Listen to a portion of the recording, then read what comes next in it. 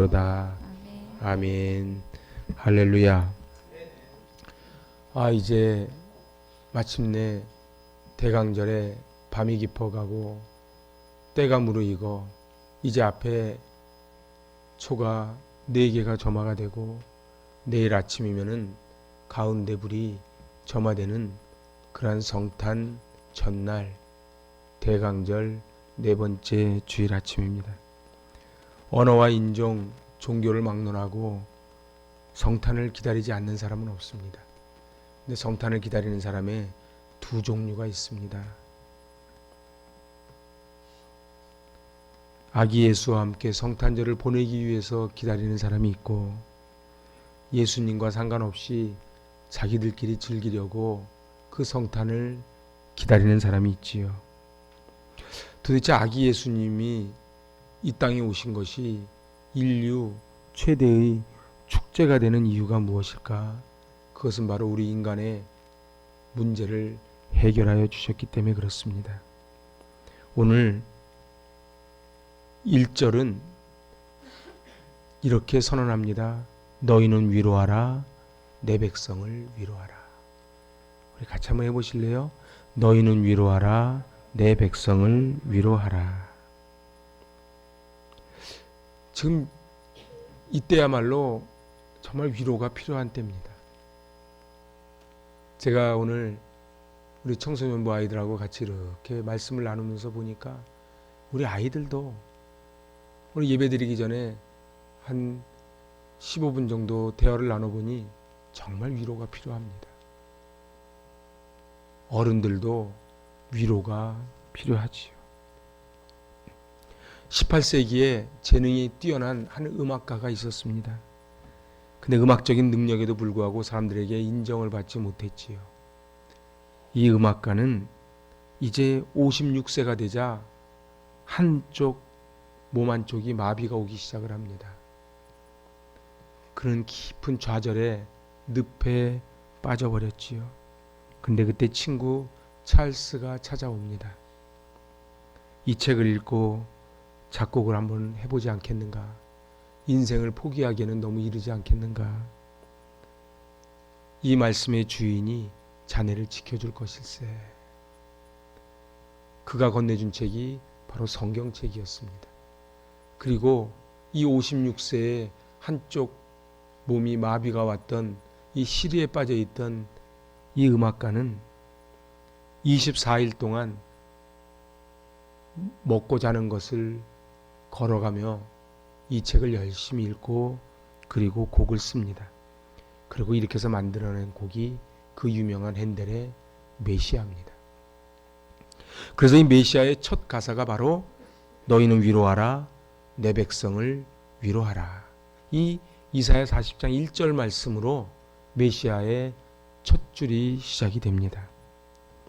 아마 핸델은 본인도 위로를 받았고 또한 이 음악을 듣는 이들이 위로를 받았으면 좋겠다 하는 마음으로 핸델의 메시아를 작곡한 것이 아닌가 싶습니다.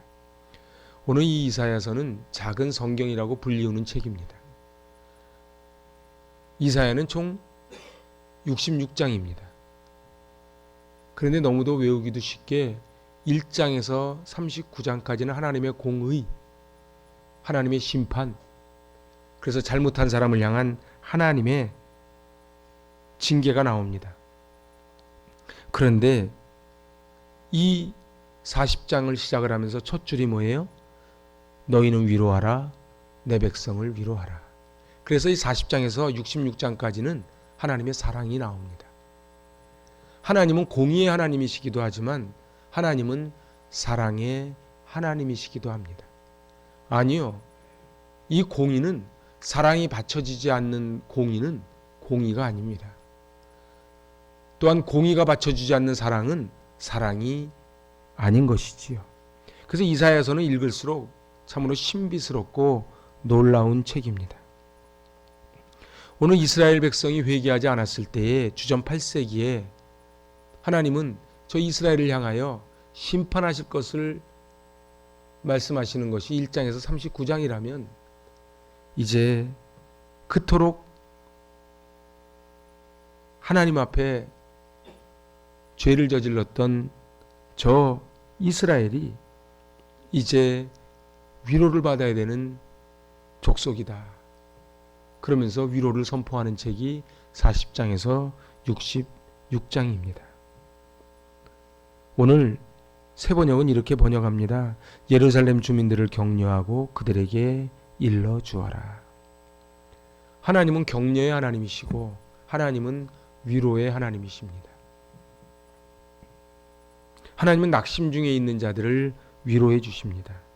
그래서 시편 62편 시편 기자의 말처럼 너는 잠잠히 하나님만 바라라. 소망이 그에게서 나오는도다.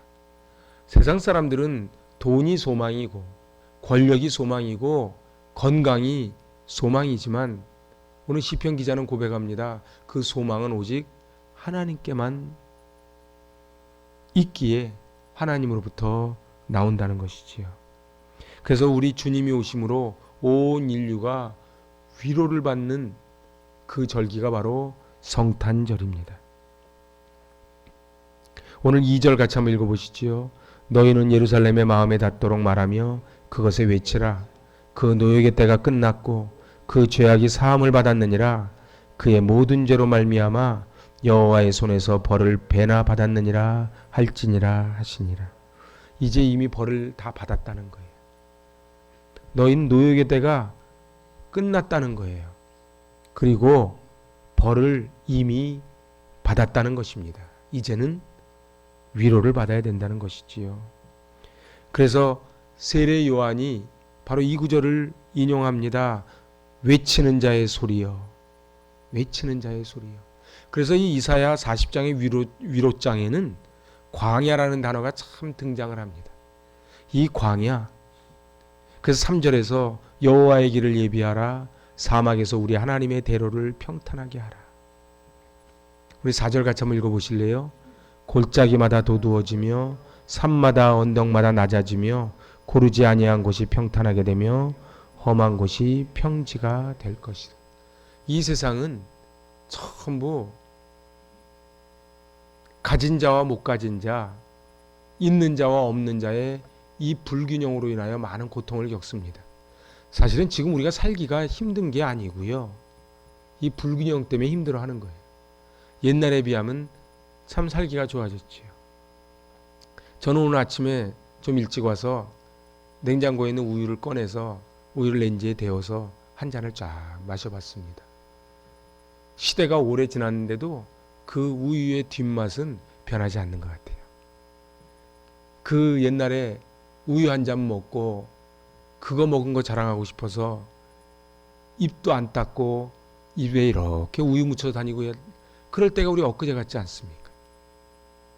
그때는 우유 한 잔만 있어도 천하를 얻은 것 같이 기뻐했는데 요즘은 학교에서 급식 시간에 우유를 주면 우유를 가져가지를 않는다는 거예요. 그렇지만은 사람들이 정말 힘들어하는 것은 물질의 없음이 아니고 이 빈부격차 때문에 그러는 거예요. 그런데 오늘 성경은 뭐라고요? 골짜기가 도두어지고 고르지 아니한 곳이 평탄하게 되고 험한 곳이 평지가 될 것이라. 그러니까 우리 주님이 이 땅에 오신 그곳은 높은 곳은 깎아지고 그리고 깊은 곳은 메꿔져서 모두 다 평지가 되는 그 세상이 올 거라는 거예요. 그게 바로 우리 주님의 오심입니다. 길을 준비해라. 길을 준비해라. 그 길이 어느 길입니까? 그 길이 바로 우리 주님이 오시는 왕의 대로입니다. 우리가 왜 대강절을 이렇게 4주 전부터 촛불을 켜면서 묵상을 하면서 이렇게 보냅니까? 이제 우리 주님 오실 길을 준비하는 겁니다. 그리고 그렇게 준비된 영혼에게 오시는 축복이 5절입니다. 여호와의 영광이 나타나고 모든 육체가 그것을 함께 보리라. 할렐루야. 여호와의 영광이 나타나는 거예요. 그래서 하늘에는 하나님께 영광인 거예요. 땅에서는 기뻐하심을 입은 모든 사람들에게 평화인 거예요. 이 땅에는 지금도 전쟁의 소문이 그치질 않습니다. 아니요, 이 인류가 생겨난 이후에 크고 작은 전쟁이 끊어진 적이 없지요. 전쟁이 언제 그친 적이 있습니까? 국가와 국가만의 전쟁만 있습니까? 동네와 동네의 전쟁, 그리고 보수와 진보의 전쟁, 남자와 여자의 전쟁, 기득권과 갖지 못한 자의 전쟁. 성탄절에 우리는 정말 하나님께 위로를 받아야만 합니다. 한평생 인도의 빈민굴에서 모든 인생을 다 던졌던 테레사 수녀가 이런 말을 남깁니다. 가장 큰 질병은 결핵이나 나병이 아닙니다. 아무도 돌아보지 않고 위로하지 않고 사랑받지 못하고 아무도 필요로 하지 않는 것이 가장 무서운 질병입니다. 이 세상에는 빵이 없어서 죽어가는 사람도 많지만 그 작은 사랑이 없어서 죽어가는 사람이 더 많습니다. 사람들은 빵을 찾아서 다니지만은 다 외로워요. 가만히 보면은 군중 속에 고독이 있지요. 여러분은 어떠십니까? 정말 길에 나가보면 사람이 얼마나 많습니까? 또 내 주변에는 또 연말 연시가 되면 무슨 모임도 많고, 그런데 정말 밤에 가만히 누워 생각을 해볼 때 나를 위로해 줄 이가 계시냐 말이죠. 내 마음을 만져주실 분이 계시느냐 말이에요. 문제는 소망의 문제입니다. 우리에게는 소망이 없어서 무너지는 거예요. 제가 우리 청소년들을 대할 때 가슴이 아픈 거는 꿈과 비전이 확실하지가 않아요. 하고 싶은 것, 먹고 싶은 것, 가고 싶은 것, 그게 이렇게 별로 없는 것 같아요. 왜 그럴까? 제가 이렇게 오늘 아침에도 다 물어보니까 너무 힘들대요. 다 힘들어요. 도대체 무엇이 저들을 저토록 힘들게 했었고, 오늘 우리는 이 위로의 주님을 만나야만 합니다. 광야 같은 인생길, 이 깜깜한 인생길을 무엇을 붙잡고 살아가시렵니까? 사람들은 다 저마다 다 자기 잘난 맛에 살지요. 다 똑똑하지요. 그런데 이야기를 쭉 들어가 보면 사람들마다 다 외롭고 힘들고 억울하고, 그리고 그 무거운 짐 때문에 힘들어합니다. 요즘 대학교 1학년생이 들어가면은 뭐 미팅이다 뭐다 하는 시대는 이제 지났대지요. 대학교 1학년 들어가면 그때부터 공무원 시험, 무슨 시험에서 전부 도서관에서 전공은 다 빼놓고 이제 그 시험 준비를 한다는 거예요. 구인난과 구직난이 병존하는 게 지금 시대입니다. 결혼 못한 이들은 결혼하기를 원하고, 결혼한 이들은 헤어지기를 원하고, 뭐 그렇게 살아가는 거예요.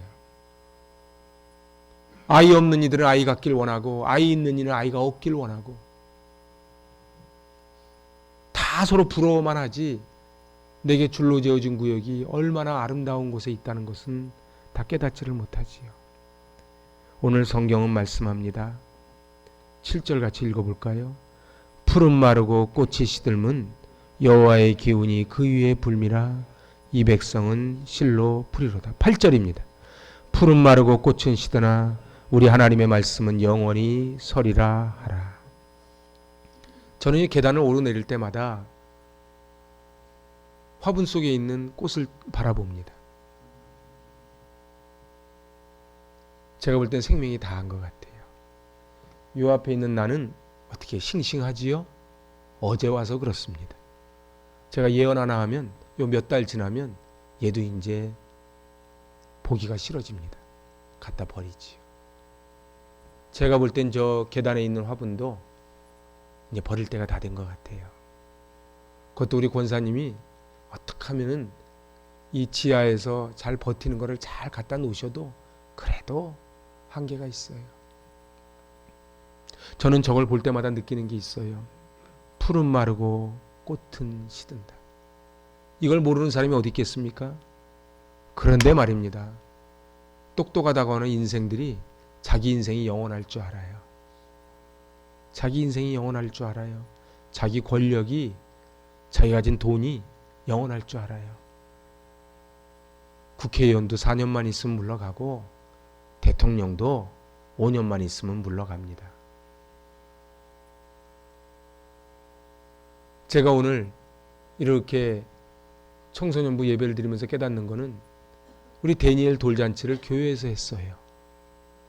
데니엘 돌잔치 교회에서 했는데 이제 고등학교 간대요.